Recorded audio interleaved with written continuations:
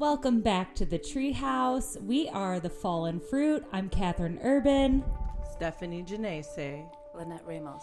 And we have our very first special guest today. We're here with Miranda Scott, owner of Coven. And we're excited to get to know Miranda today. Hi, Miranda. Hi. Thank you so much for having me. I'm excited. Yeah, we're so excited to have you. Not only are you our first guest on the Fallen Fruit, but we are super fangirls of you and Coven. Thank you so much. I'm big fans of you guys too. I considered each of you your first guests. That's like when I listened. I was a big fan. Aww, yeah. Thanks. Yeah. Okay, so we got some questions for you. Okay. Yeah. I guess first, just introduce yourself. Tell us a little bit about you and Coven and how Coven came to be and how you came to be. Sure. Okay, well, my name's Miranda Scott. I own Coven, which is located in Lakewood, Ohio. It has been open for a little over a year now. Coven Congratulations. Thank you so much. Coven was born during cancer season, so she's a cancer baby.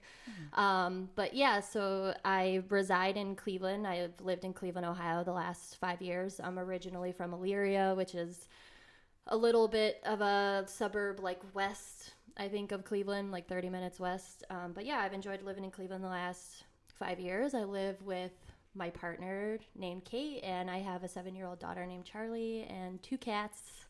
And I live in an all-black house. I call it my little witch house. And then, yeah, my partner, my daughter, and both my cats are Libras. I just thought that they're all Libras. Oh, my God. So I just thought that was relevant, too. That is very relevant. You're surrounded by Libras. I am. It's once I, had Charlie, they just all, came to me. I just attracted all the Libras. I imagine that your house has a lot of style then, because, Libras are very stylish, but you're very stylish, because you have Leo. You're a Leo rising, right? Yeah. And so, yeah, Leos have an eye for the glam. Mm-hmm. Yeah, I've always loved fashion and shopping, but then I've always, I don't know what it is in me that makes me resist that and not embrace that about myself, because my mom used to always be like, you have a shopping problem. And then she got me those little, stick figures for the back window of my car, and she got me with, shopping bags, those little stick figures. Okay, Mom, that's shade. Yeah, and I was like, why did you get me with the shopping bags? And she's like, because that's all you do is shop. And I'm just like, I don't know why. I just never want to embrace that about myself. But yeah, I really like to buy things for my house. I like to feel cozy in my home. I like to decorate. I like to decorate myself with tattoos and piercings and clothes. I've always been like that. So, and then I learned that I have a Leo rising. So that makes a lot of sense. It fits the bill. Yeah. And I feel like, as someone who loves to shop, now you've created a shop where that's all we want to do. Yeah. Well, and then I get to shop for Coven, which I enjoy. I enjoy all the intention that goes behind that. So yeah, just more about Coven is I definitely 90% of the store are all from small artists. So it's not like I'm ordering off of a bulk website. I'm always very hesitant of that. I just had someone come in the other day that's here's this catalog, and they're just an online supplier, and that just doesn't fit right with me. Maybe I might sell some taper candles that's from a bulk supplier, but when it comes to a tarot deck, even my books, a lot of times I'm getting those directly from the authors and things like that. So I try to put as much intention, and yeah, it's fun for me. I get to be creative, and then I get to shop, but then I get to sell those things and make the money make back. a little bit of money back. So, but I'm constantly shopping, so it makes me happy to do that with intention. You're living the dream. I It worked really out for you. It did. It really did. So some of our listeners probably don't know about Coven. So can you tell us a little bit about what you have at the shop and kind of what the vision of the shop entails? Yeah, so I definitely wanted Coven to be a healing space For me, it was a path that offered a lot of like healing and comfort in some of my like darkest times. And like as I started to follow that path more and more, I was like, yeah, I definitely want to open up a space that's safe and comfortable, and allots for these tools for people to use on this path and on the journey. But yeah, I sell it's basically a modern witchcraft store is what I call it. But then we offer, classes and events and things like that kind of have like a lot of intention behind them and more purpose. But yeah, so you'll find candles, books, crystals, tarot decks, oracle decks, art, things like that. And yeah, it brings me a lot of joy. I love it. And but yeah, that's how I got started with like, I have a little bit of like a sales background and an entrepreneurial background. I knew I always wanted to own a shop, but I don't think I ever saw Coven coming. It just kind of like found me, I guess. It's so beautiful. Yeah. I'm interested to know about the manifestation process, because you've been open for about a year, and most retailers need a lot of time usually before they see the return and before they see this flow. And I feel like you already have it. Yeah. So tell me a little bit about how you created it or how it aligned with you. Sure. I mean, I guess I'll go back to the beginning of like, I always knew that I was going to own my own business. So like I grew up, my dad was an entrepreneur. My mom always helped my dad. They basically ran the business that he did together. So I never saw my parents like wake up and like have to get to work at a certain time or clock in anywhere. But I also saw my parents work really hard when no one was pushing them to do that. So my parents were up early every single morning, like just hustling and like doing their thing. And that always inspired me. And I never wanted to ever really work for anyone else. And I just knew that I was going to own my own business. So I didn't graduate high school.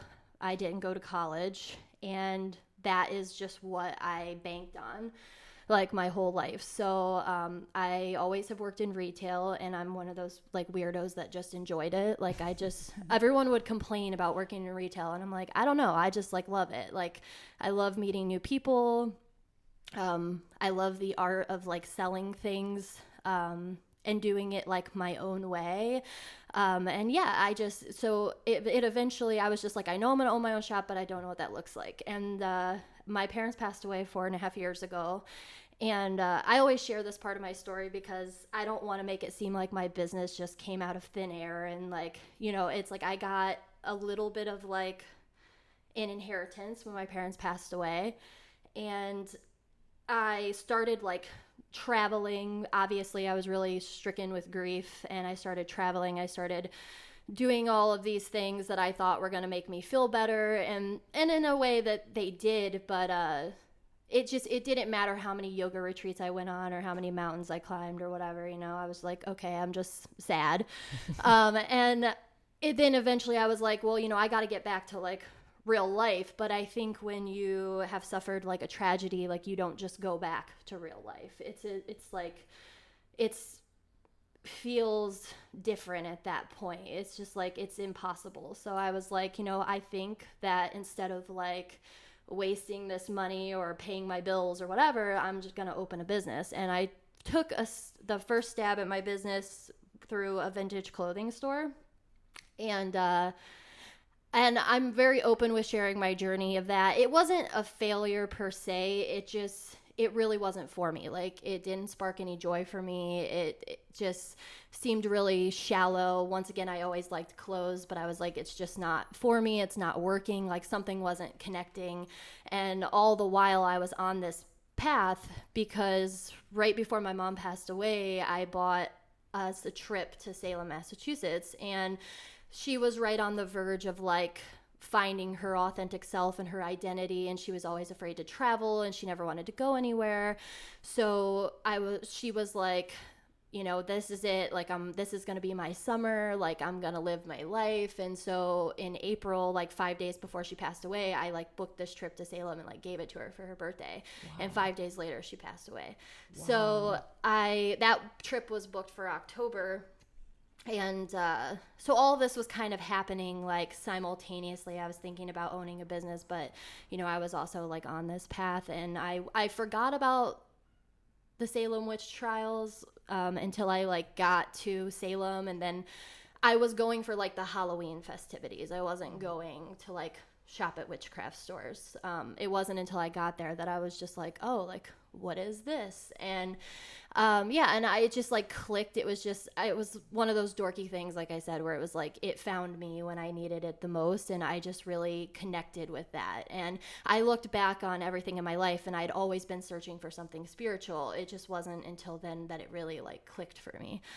So I, you know, was simultaneously kind of running my vintage clothing store alongside of like finding healing on this path.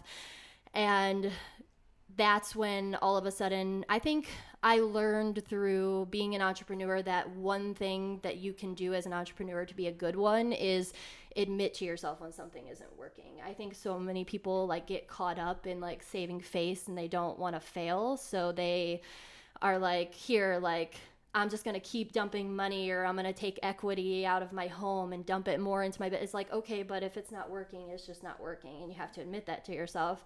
And one of your biggest compasses with that is that it should be, although it's hard, it should spark some sort of joy or be like fun for you. Right. Because owning your own small business for me has been a big creative outlet. It's not just all about the money that you make. So that was one of my biggest compasses with that. And I was like, this has to end. And then I was like, I don't know what I want to do after this. I know I don't want to go back to working at like the mall. I don't want to do that, but I don't know how this is going to play out for me. And yeah, I have a really weird like story about how Coven like came to be and how I manifested it, because I kept going to all these shops in Salem and I loved it, but I swear I never thought about like owning a witchcraft store. And I used to go to a witchcraft store called Goddess Blessed over on Madison that had been open for like 20 years. So I was just like, Cleveland doesn't need a witchcraft store. I never thought about it. And then Charlie, my now 7-year-old daughter, she like got sick and she had like the flu for like a week. And so I already like fucking hated my job anyway, and I was like, it's fine, like I'm just gonna stay home for the week and just like camp out with her. And Netflix suggested this show called The Good Witch, which is just like a weird Hallmark series that I would like normally never watch. And I started watching it, and it just like clicked for me. I was like, oh my God, I want this woman's life. Like, it's so fucking weird. It's like out of a Hallmark show, but like this is the life I want. And basically she's a witch and she owns a shop in this like small little quaint town, and she just like helps people in her community through magic. And I was like, yeah, that could be me. And I decided to just start like watching it every single night when I fall asleep, because I'm a big believer in like what I think about with a lot of intention behind it is like what I get. And it was so weird. Like literally a week after I started watching this show, like I followed Goddess Bless on Facebook, and she announced that she was retiring and she was closing the store. Oh my God. Yeah, it was weird. And wow. And I was like, because I used to go in there like every week to collect supplies, and like I would talk to her, and there was no like inkling that she would be closing like anytime soon. So it was just odd. And I remember saying that, like, I was like, I don't know how this is going to happen for me or when it's going to happen for me, but I just know it's going to happen. Like, it's just a hunch. Like, I just feel it. And, but really, whenever I put a lot of intention behind something and I manifest, like, I have to be careful because it happens really fast for me. And if I was left to my own devices and my thoughts and the way that my thoughts were playing out, I probably would have waited a lot longer to open Coven and like tried to really plan this time. But it was like the universe just wanted me to do it, because once she announced that she was closing, I was like, oh my God, maybe I could really actually do this. But I was like stuck in a lease with my vintage clothing store. I had like signed a 3-year lease. I think I had only been open for like 2 years. And then, I was like, I don't know. I have a really strict, like Greek Orthodox, like Trump supporting, like landlord that I was like, he'll never let me open a witchcraft store. As a matter of fact, when I opened my vintage clothing store, I was wearing like a pentagram necklace, and I was asking him about like what workshops I could have. And he was like, you can have workshops. It's your shop. He's like, but just no like tarot or like witchy stuff. Whoa. Which is it? Yeah. Yeah, and that was like a long time ago, like when I opened my vintage clothing store, and I was like, why would he say that to me? Like, I have no idea. And it's like, but even like then, it's like looking back, it's like the universe like knew that I was gonna have, I don't know, something like that. And but yeah, so I was like, I don't know how I'm gonna get out of my lease or how I'm gonna present this to him. And then that's when a restaurant next to me came over and was like, we want to expand and we can only go your way. Whoa. Yeah. Wow. Yeah, so I was just like, okay, like I was like, I have to move. Guess I gotta go. I gotta go, and I'm out of my lease now, so I guess I'm free to like follow this path if that's what's calling to me. And That's so I wild. was like, yeah. So I know it's so weird, but that's Wow. really what happened. And I was like, okay, so I'm gonna pack up my stuff and start over. And then I actually started looking all around Cleveland. I really wasn't necessarily set on Lakewood per se, but my landlord had a spot, which is the spot that I'm in now. And it's actually incredible because it was vacant for like a year. And it's actually a really great space. And I'm really surprised that it was vacant, but it was. And he was like, you can move in here. It was like less than half of like what I was paying to be on like the main street.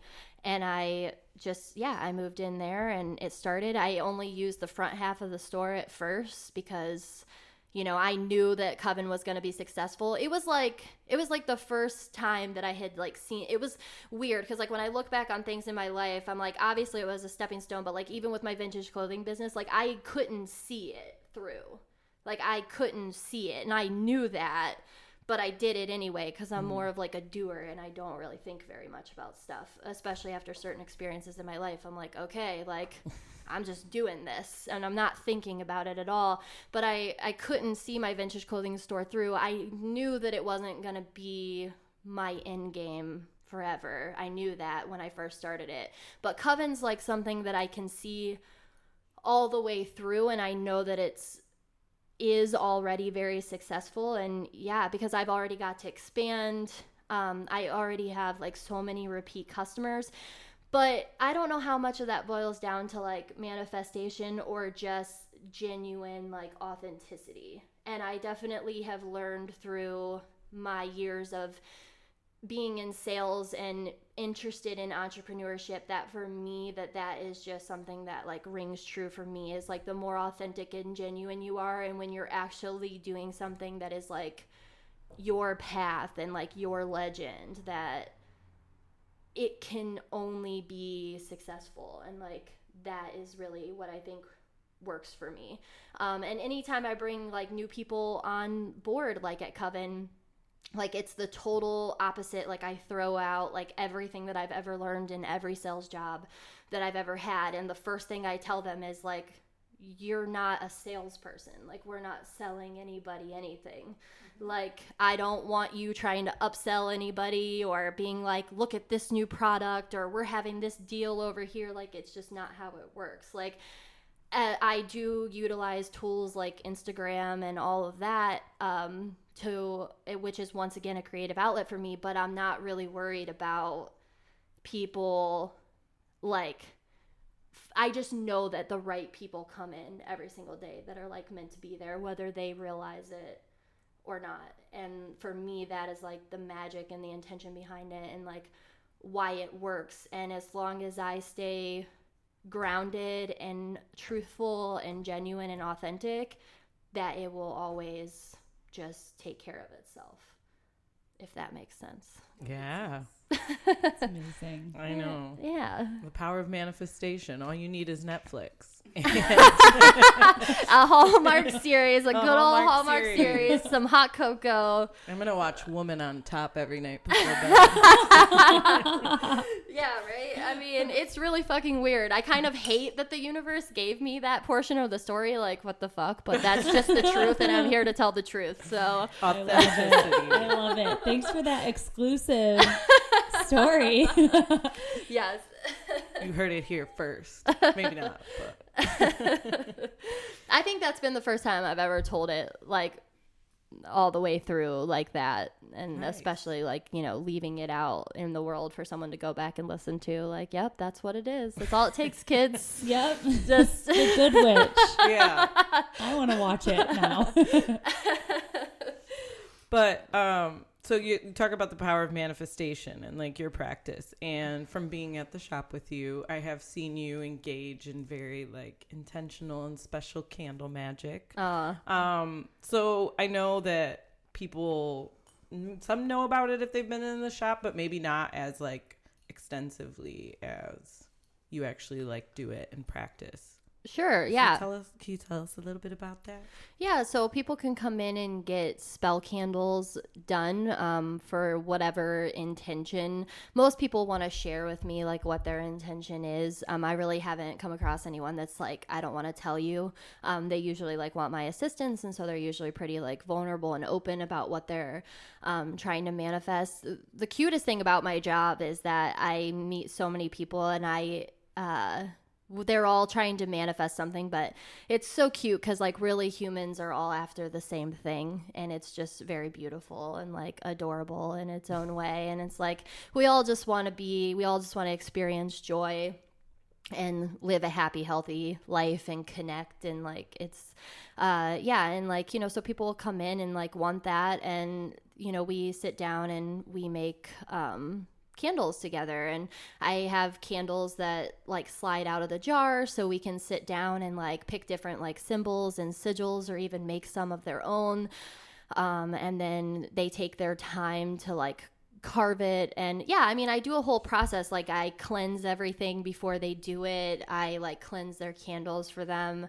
I like tell them that if they so choose to, they can call in any like gods or goddesses or their ancestors or people that they might work with to do magic. And like it's a whole little setup, and I love it. And yeah, they carve it, and then we'll like burn some things and put that in the bottom of the candle, and then I will mix up different like oils and herbs and things like that for them to use to anoint their candle. And then I usually finish the top for them, and I'm always putting intention into it for them.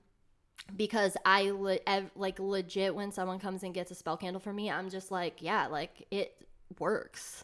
And I have no doubt about it. So at the very least, even if they're kind of skeptical, like I'm just there like putting all the intention into it, because for me, candle magic works like 100% of the time.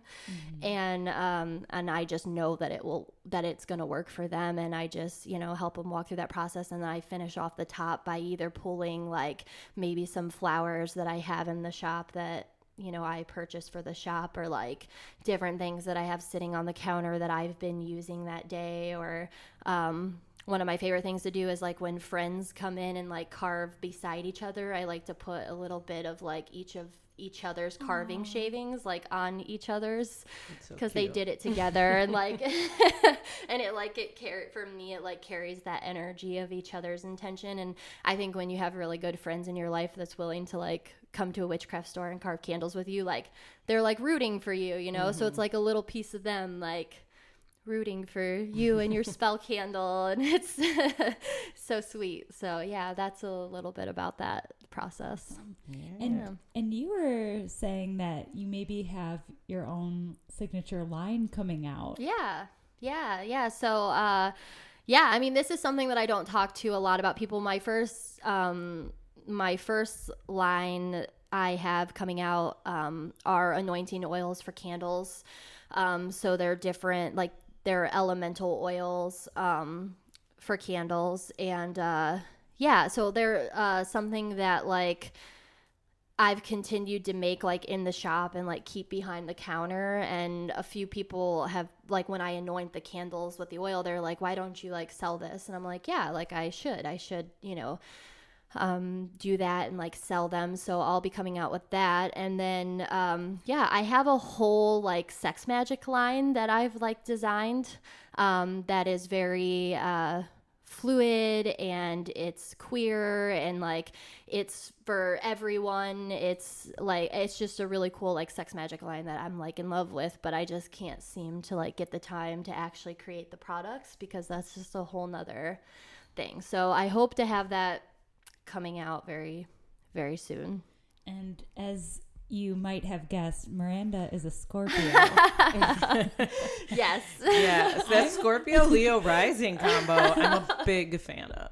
Yeah, and then I have my moon in Cancer, which I learned from Catherine, and like I think that helps like balance that spiciness out a little bit. Because you care. You like deeply care. I do. Yeah. Yeah. Too much. About people. But that's that mothering too. Like you were meant to be a mom, and yeah, for sure. Yeah. So that like balances it out and helps me not be like so self-absorbed and magnificent and all that. It's good stuff. Oh, yeah, the Cancer moon, it also knows about the self-care, so you're able to kind of provide people those tools to be both empowered and restorative. And yeah, I'm really excited for what you've got coming out in the future. I want to know more about the sex magic line. I'm here for that. If you need any like guinea pigs, I'm just saying. Yes. Sex magic also works 100% of the time. Yeah.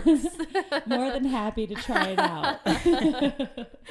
And so very like, it's a line too that's like, you also don't need a partner to do sex magic. Right. Like it's very inclusive to that as well. So it's like you can do sex magic with just yourself. Like That's my favorite kind of sex magic. Right? Yes. It's like, move out of my way. I got enough energy. Right? Yeah. I mean, that's how, like, that's totally how I got my partner, just saying. Like, I totally, like, manifested her through ritual and all of that stuff, and on the new moon, and just doing a little sex magic. Just it's some of the most powerful energy of the universe. Just saying. That's funny because, like, Kate does, like, sex therapy is, like, her avenue, right? Right. So that's also... Oh, it's hilarious. Yeah. We love Hilarious. Kate, by the way. Thank you. Yeah, shout out Kate.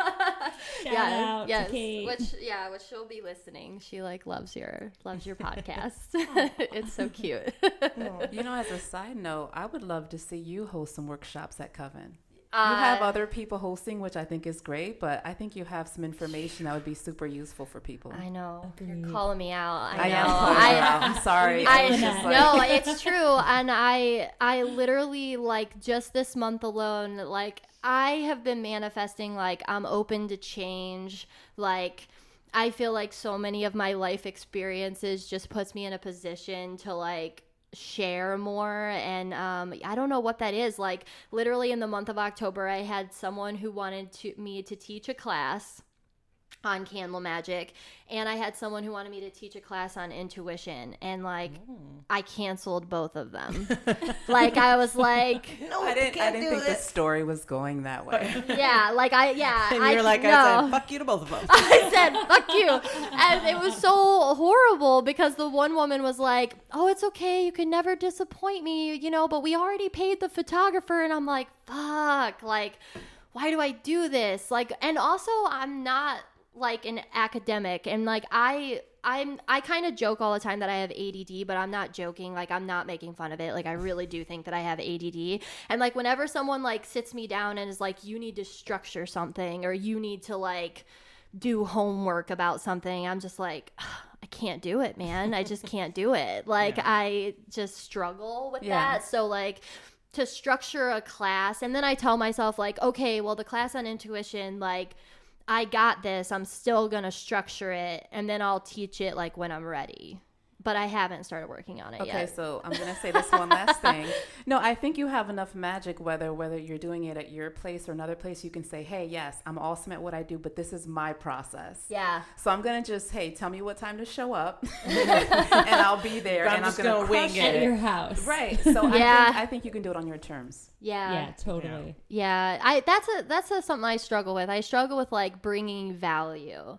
Oh, And like that's what I struggle with, and like and in all honesty, like even though like I said like I see Coven through, and I do, I was just telling someone in the shop the other day, they were asking me about like starting a small business and all that, and I'm just like, sometimes like I won't know things, I'll know them intuitively, and then when I hear myself say it, I'm like, oh, because like I was like, yeah, like a lot of people who own businesses or do really cool things, like they want it to seem like seamless and effortless, and I get that. And like there's this book called like the 48 Laws of Power or whatever, and it's all about being successful and getting like building your way up to the top, and that's one of the laws, is like make everything you do seem effortless.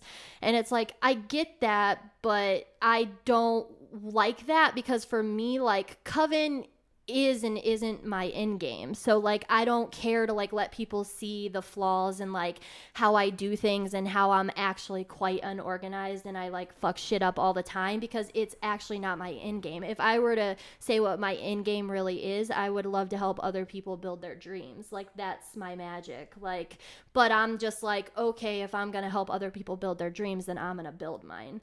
But that doesn't mean that it's like effortless. And like, and I agree with you, like most of the stuff that I do is just purely intuitive. Like there are things that I've experienced inside of my body, like in my chakras, like in my soul. Like I've experienced these things. I know that magic exists. I totally believe in all of that, but it's like to bring that value and like be able to really like explain that to someone. Like you're already doing it, because just in your explanation of like the candle magic and the sex magic, we're all like interested. So I just want to mirror back to you that you're already doing it. Oh, thank you. I'm done. I appreciate that. I so appreciate that. No, it's real talk. And I would love to like get into, because I haven't got a chance to tell you about our hypno session. Yeah. Like I've told a couple people about our hypno session, and they've like started crying, and I'm like, why are you crying? Whoa, like, but like know. It's like literally like my hypno session with you is like already moving other people, which is like whoa, so adorable, and I love it. And but yeah, it's one of those things, like even with my hypno session with you, it's like I have experienced consciousness observing itself. Like I've experienced out of body experiences where I'm the watcher of my life, because it's like that's what we are. Like we're a lot of things, but like the one thing that's been there like all along is like the watcher of your life. And just like I finished reading The Alchemist when I was on vacation in Florida, and I haven't finished a book in a really long time, and that book is like fictional obviously, but like very philosophical, and like it's like something that even when I read that book, I'm like, God damn, like I've literally experienced this journey. Like I could feel that like in my body. And like one of the things with like The Alchemist is like we all have access to the soul of the world, but there's only one way that we could have access to it. Dun, dun, dun. Is that we're God, you know, like God's inside of us. And that's the only way that we could understand the soul of the world. Like, so that's the watcher. And like when we did hypnosis, it's like I could barely even talk like afterward, because it took so long for me to process it. And I believe in like quantum physics. So like I understand that there are things happening all around me. Like I've seen it, like my past, my present, my future, like happening all at one time. But like it's easy when you're back in your body and you're just living in this realm, you forget those things. And like when you took me back to like my childhood self, like I'll just explain it for you guys. Like I went back to my childhood self, and a lot of times my childhood self is like well, I learned through hypnosis, my little childhood self is like in this little shack that I used to live in, like in Illyria. And I like walk up to the house and I'm dressed in all black and holding a red balloon. Still don't know what that's about, but I don't know. But, and I go into my childhood home and like my childhood self is like happy and she's smiling and like she just got done painting a picture and like the picture is colorful and like, you know, she seems happy. But then my dad walked in and at the time, like that was a really rough time in my dad's life. So like his energy that's there still was very, very dark. And when my dad walked into the room, you know, Lynette asked me like how my childhood like self felt, like what did my inner child say, and I just like bust out into this cry that is like from the pit of my stomach, and I'm like, she's saying that he hates her, and I'm like, and then I was able to tell my childhood self like, he doesn't hate you, like he loves you, he's just sick. Like my dad was very mentally ill, but like I know that, but like my childhood self didn't know that. Right. And it's like, so like my little childhood self is just off in the quantum world somewhere, like all by herself. And like, she still believes that. And so, and I see that a lot in people, like people will grow up and become adults and they'll be like, I know these things. And it's like, yes, we do know these things, but like, does your inner child know them? And like, does that teenage version of yourself know that? And it was really cool to have my watcher be able to go back and tell, because my watcher was there all along and my watcher was able to go back and be like, I guess that was my watcher with the red balloon. Yeah. Wow. It's like, you know, and like I was able to tell myself that, and that's really fucking dope. And yeah, now I also am a huge fan, and I always was, but now I'm always also telling people like, you need to hit up Lynette. Go on this journey. Listen, it's real.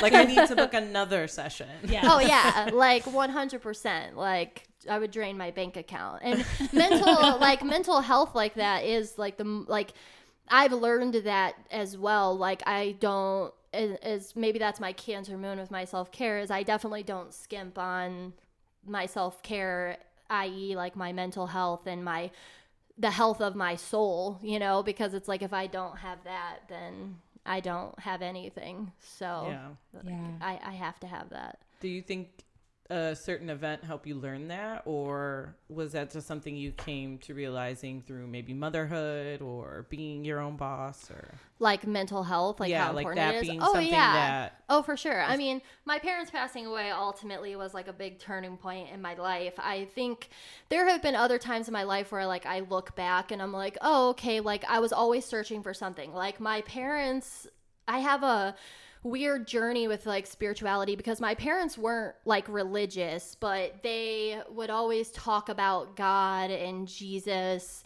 and like they believed in it, but there was no like structure behind it. Like the most I remember is like my dad like coming home and like cheating on my mom and then having to lay his hand on a Bible and be like, I swear to God on my daughter's life, like I didn't do that, or I did, but I'll never do it again. So like I knew this like book was like sacred, but like I didn't really know the structure behind it or like where it came from. So I never really like clicked with religion. And then I used to go over to my dad's mom's house, who's passed away now, and like my dad and her were born in like the backwood of Kentucky, like dirt floors, like not a whole lot of like exposure in their lives. And so she was very into like, I don't know what the religion was called, but it's like the one where they go to church and they like scream and like talk in tongues and like lose themselves. And she was really into like Ernest Angley every morning.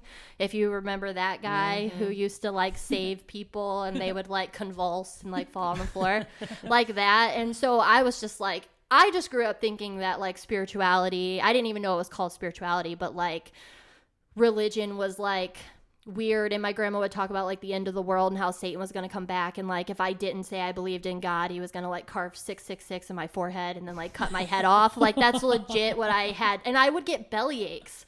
I like developed a fear of like whatever God was or whatever. Like I would literally keep myself up at night, like making myself sick. among a lot of other things that were going on in my life that I was worried about. And that was one of the things. And she kept saying like year 2000. And I was like, oh my God, I'm going to be like 13. Like I'm never going to get the chance to be gay or anything. Like I'm just going to like die when I'm 13 and like, that's it. And like, I just was fearful of it.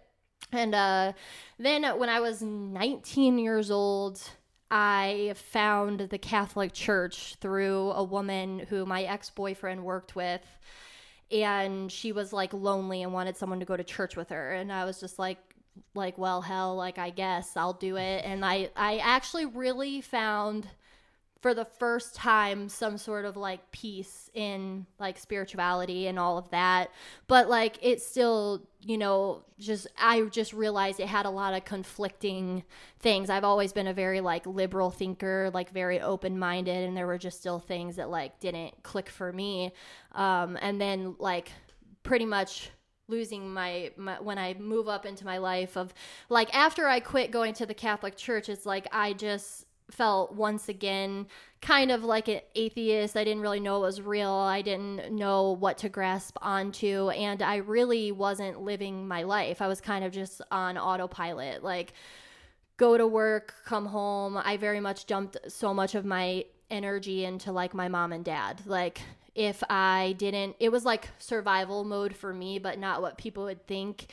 It was just a lot of energy being put into it, because like if my dad wasn't happy, like I had hell to pay and my mom had hell to pay. So if I could keep him even keeled, that was great.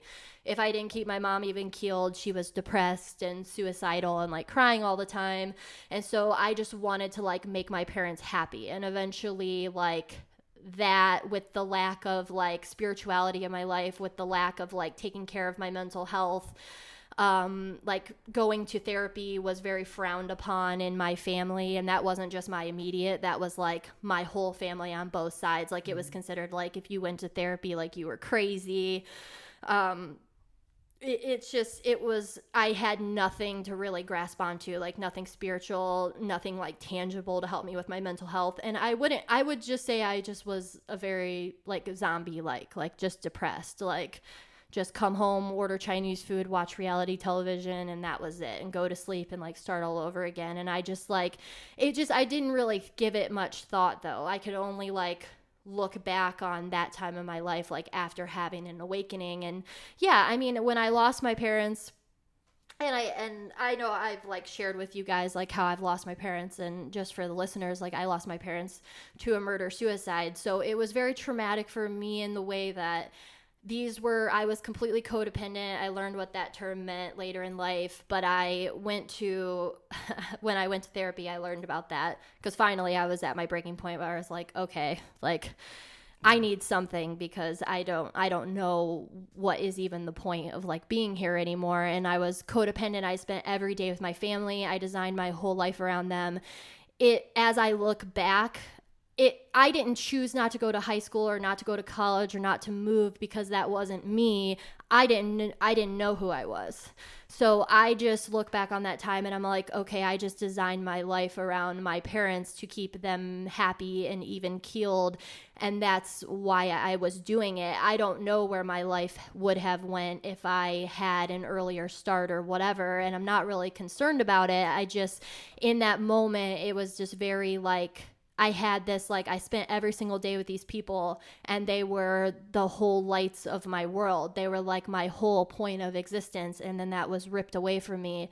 And I had, in an instant, you know what I mean? Like, I saw my mom like that day, like I saw my dad like that night. Like my dad came over to my house after he had, murdered my mother, and he came to my home and like, told me he was going on vacation. And then all of a sudden, like 2 hours later, I get a phone call that like from my cousin, because my dad had called his brother before and explained to him like what he had done and what he was about to do. And it was like, and even then, like my body like knew what was happening, but like my mind couldn't like catch up with it. And then it was just like, bam, like, 2 hours later, not even, it all runs together, but I'm getting a phone call from my cousin that's just like, you know, when my dad walked out the door, I immediately started calling my mom because I just like knew something was wrong. Like I just knew it. And I was just like calling and she wasn't answering. And I was home alone with Charlie and Charlie was asleep and I couldn't go anywhere. And I get this phone call from my cousin and she's like, yeah, like this happened. And I mean, I was just like, I couldn't believe it. It was just like, and that takes a lot to recover from, because now for the rest of my life, you know, it's like every time my daughter goes to school, like I worry, you know what I mean? Because it's just like, for me, my reality has been that two people that you could love and trust so much is just all of a sudden, like, they disappear off the face of the planet. And like, that was definitely, for a long time, I didn't want to talk about that. But at the same time, it is a huge, chapter in my life that has definitely shaped me, my path, my spirituality, and how I choose to move through my life how I choose to move through the world for the rest of my life.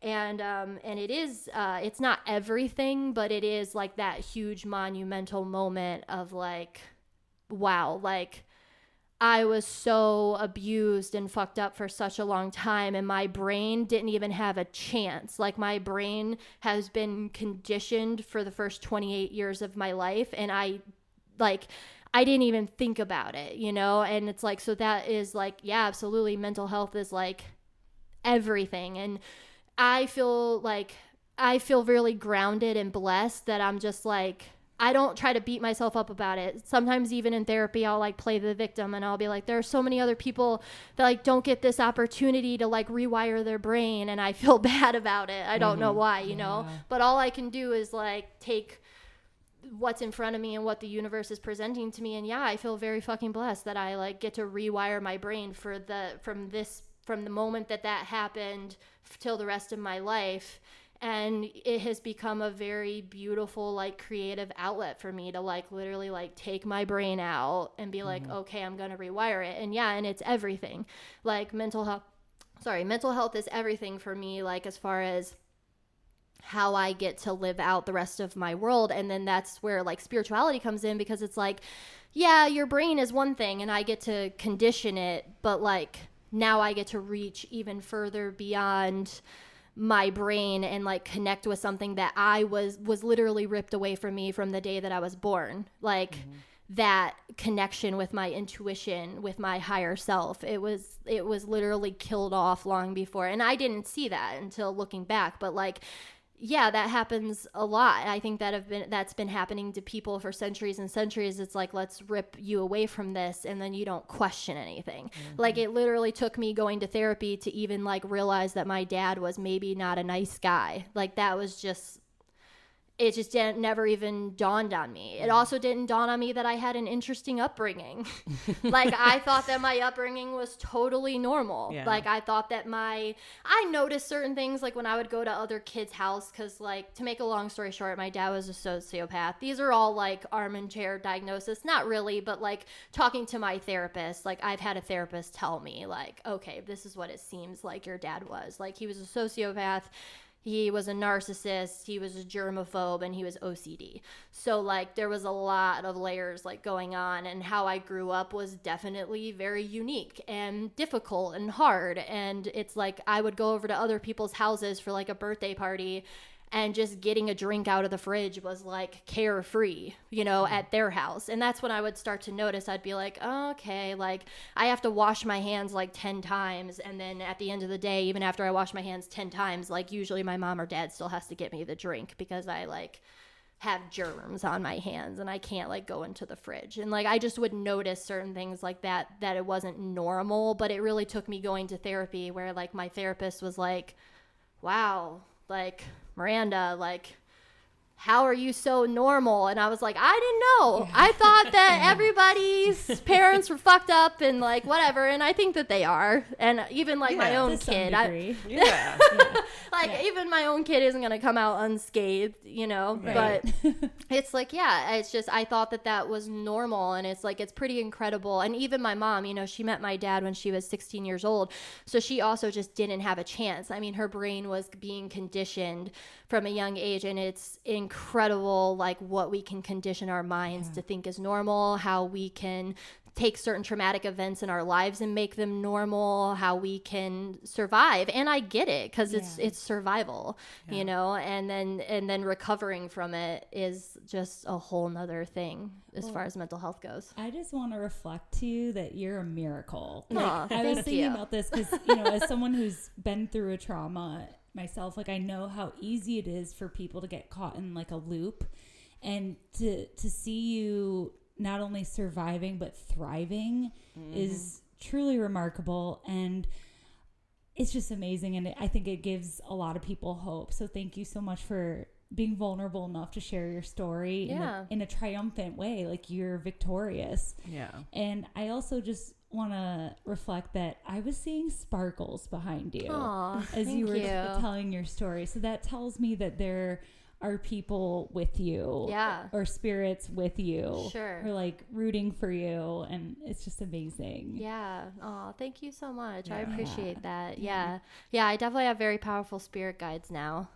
It's I definitely think both my parents are with me always. My grandma's with me always, and it's a nice little team I have working for me. That's kind of the vibe I was getting. Sure. That it was them. And no, and thank you for summing that up, because I always go off on tangents and I can't always sum it up. But that is bottom line is what it is. It's like I definitely thought in that moment that I always would journal and look back at my journals and be like, I don't know what happiness is, or what is that? Like, I don't know what that is. I've never experienced that before. And then definitely after losing my parents, I was like, well, fuck me. Like, I'm never going to be happy. Like, what am I even doing here? But that's not true. I'm actually the happiest I've ever been. And like, the grief is a weird thing. It's like it never goes away, and you're always it's just something that you never recover from. Like, you're forever gonna be sad. But like, I have, through that most tragic experience of my life, like actually have experienced joy now, and through my spiritual path, and like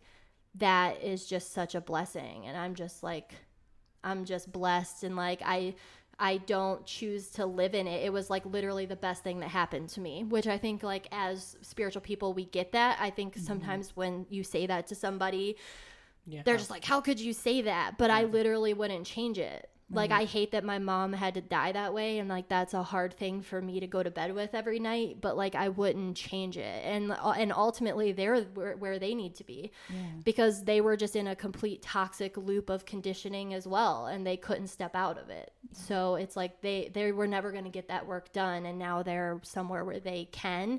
And that's also what I learned through being hypnotized with Lynette, is I feel like my dad is finally, for the first time, his energy, whatever it is, he, she, whatever, it is making progress, like where they are now. And I feel like they're doing it through you too, and we've talked about this in the past on the podcast, and a lot of people are talking about it now with Saturn on the South Node in Capricorn, is we're healing the family lineage. And I feel like your ancestors and your direct descendants, or ascendants, I guess, your parents, you know, they're changing through you. And by you taking this victorious, healing, empowering path, you're definitely doing the work for them, and I'm sure that they're rooting for you. They are. And you inspire me too. And can I share the one thing about your mom and her connection with Coven? Oh yeah. So in the session, it came out that her mom told her that she shines through the sunlight in the windows at Coven. And I thought that was so beautiful, that, you know, her energy is there, and how when we are not in physical form, how we can just join in with other aspects of the universe. So for her to be in that energy in the sunlight, I mean, how poetic, how beautiful. So it's no wonder that Coven is magnetic and beautiful, and people love being there. Oh, that sunlight comes through. It does. It comes through those back windows. It's like this shower of constant sun rays. And and now it's so funny, because people take pictures of it and post it on Instagram all the time by the way that the sunlight comes in. And now every time I see someone like tag me in a photo with that, I'm just like, oh, there she is, there's my mom, you know, like she's beautiful. Yeah, she really is. She really is beautiful. So I guess we should start wrapping up the podcast here. So do you have any advice that you would give to younger people who are starting to awaken to their magical abilities, and also to other entrepreneurs? Yeah, I think that like my biggest thing is just like we're all gonna die, like that's inevitable. Like people don't want to talk about that, but it's just the truth. Scorpio mic drop. Right. And As like we approach the Day of the Dead and all of that. Yes. Absolutely. It's like yeah, exactly. Like people maybe talk about it in that way, but it's like no, like you're really gonna die, like you don't know when. Like my parents were both healthy individuals, like they died very young. You don't know when that's gonna be, and it's like yeah, you may as well take risk. And they're not really risk. Like me and Steph were talking about this the other day. I was like, I love surrounding myself with like dreamers and big thinkers, because it's just like really at the end of the day, because of you're going to die, like nothing really matters. Like you can't really fuck anything up. Like you can't, like you're just trying different shit until you die. It's the same thing of like trying different food or trying different clothes. Like your career path and the way that you live your life, it's a lot like that. But people overthink it, and there's a lot of like shame involved, I think, with like our career paths and how much money we make and all of this stuff. And like you don't need to overthink it. I mean, everything from this point forward, like I said, I don't really think very much.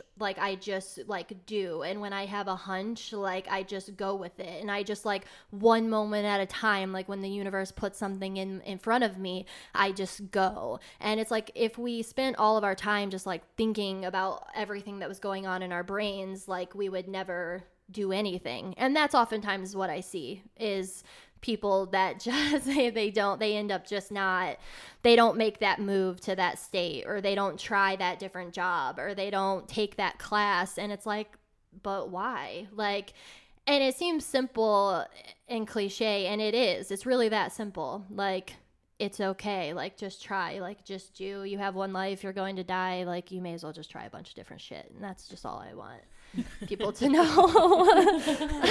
Solid Famous advice. last words. We're all gonna die, so just do shit. Pretty much. I like it. And you'll be the happiest you've ever been. It's true. Well, this has been good. This has been so good. Did we have any other questions we wanted to Oh, ask can I Miranda? ask one question? Sure. We Please. did ask all of us this question. We did our interviews, and I feel like in honor of the podcast, which dark goddess do you identify with most? Yeah, so that question, like a dark goddess, like I'm not really sure, but I always grew up identifying with Artemis. Like I don't know if she's considered a dark Sure. goddess, Yeah. but I kind of think of her because she's like the goddess of the forest and the moon, and like that just seems like Oh yeah, the Definitely. moon only And, comes out like- in the dark. For Yeah. the Definitely in most part. tune with her wild side. Yeah. For yeah, sure. yeah. And I always liked Athena as well. I think she's the goddess of war. I think I always grew up really loving her and all of that. I've just always loved that. Like I have Joan of Arc like tattooed on me too. Like Joan of Arc isn't a goddess, but she kind of is. And Oh yeah, she's a saint. Yeah. she's up there. She's And exalted. And she Yeah. had magical abilities. She could hear. She yeah. had clairaudience. yeah. I always like grew up thinking that women who just like, especially during that time, were just like so fucking powerful and like they were just doing shit, and Yeah. they were just they just like did their thing, and like and it had a heavy price to pay for it. So it's like wow, like that's really incredible. And so Yeah. I channel like really powerful women like that a lot, and I think Athena like is like that. Like she's just powerful, and Yeah. She's a good one to have on your side. You do. Yeah. You channel powerful women. You are a powerful Aw, woman. thank you You so love much. powerful women. I do. Yeah. it's all like I literally, if I could just connect with that for the rest of my life, I'd be happy. I don't just really powerful, open-minded, big dreams. Like I just love that. You're already doing it. We were saying before we started the podcast recording how wonderful it is that Miranda has created kind of a hub for a lot of us creatives and magical people to kind of like move in and out of. You'll find a lot of us convening at Coven, and it's just kind of nice to have like a home base, so to speak. So Well, that's what I love about each and every one of you is that you're so authentic too. like you're so grounded in like who you are, you know, and it's really, I just admire it a lot, and I'm just honored that you all work at Coven. And Group Virtual group hug. I do. I'm so grateful, love and you thanks too. for having me on the podcast and allowing me. I don't know if I brought value. It's Oh, something I'm did. concerned Yeah. with, Of course. but I hope I did. You brought did. Of course value, you did. wisdom. Fixed Go shop signs at are Coven. all about Yeah. the Come visit us at Coven. Yeah, We're yeah. there. Miranda's there. Yeah, Catherine will be there next week doing Yeah. the first part of her 3-part series. Yeah, our planetary mini series Ooh. for Yes. astrology classes. Yes. Very excited. So exciting, and you bring so much value, Aw, and you just thank really like do your you. thing. Yeah. Thank you. Yep. If you So- guys out there have not been to Coven, go check it out. It's, as she mentioned, it's an artwork. It's an art piece, just all of it. It's really beautiful. It feels good when you go in. Yeah. So check it out. There's Thank people you so always much. chilling, having good conversation. The books are on point also. Oh, yeah. Yeah. And the displays. Yeah. The crystals and delicious oils. We could So- go on and on. We could. Do you want to tell us where we can find you, like on Instagram, your website, and anything coming up? You know, this is kind of the season for Coven. So if you Yeah. have any events or anything going on at the shop in October that you want us to know about, please tell us. Yeah, sure. So, you can find me on Instagram. It's at Coven CLE. That's also the same for Twitter and Tumblr, and I have a couple other platforms out there.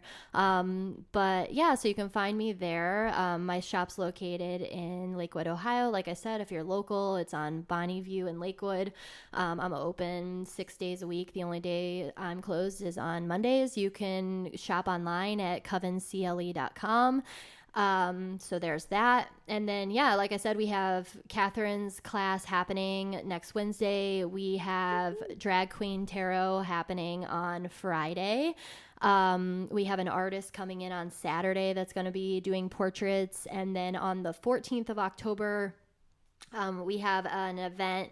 It's like a fundraising event for NARAL Pro-Choice Ohio and Action Lakewood. And the little theme is claim your power, like cast your vote. So it's going to be a day of like voter registration, some educational things. It's not to sway anyone. It's just like, this is what's going on. Yeah. This is like what's up to be like voted on, all of that. And then some of the proceeds go back to NARAL Pro-Choice Ohio. And we'll also be doing yoga and meditation that day. And it's all just like free. So you can come in and do a free yoga class. You can come in and do a free guided meditation. And just hang out, eat snacks, drink, get educated a little bit. And and I like to do those events because that's also out of my wheelhouse. And it's like I love to like manifest and send energy, and it's like, but how can I empower people beyond that? It's like, yes, I can like meditate for the collective, but I also need to make sure that action wise I'm out there like doing what I need to do, voting when I need to vote, and those sorts of things. So it's an event all about like empowering yourself beyond and taking action beyond like maybe carrying a crystal or sending out an intention. Yeah. So I like to do things like that at Coven as well. So that's on the 14th. Thank you so Yeah. much for sharing all the lovely things that you're facilitating for everyone in the Cleveland community and beyond. Can't wait to be a part, continue to be a part. And yeah, thank you so much for being here today. Yeah. Miranda. Thank you all so much. Miranda Scott. Thank you. Give it up. All right. Bye, y'all. Bye. Peace. See ya.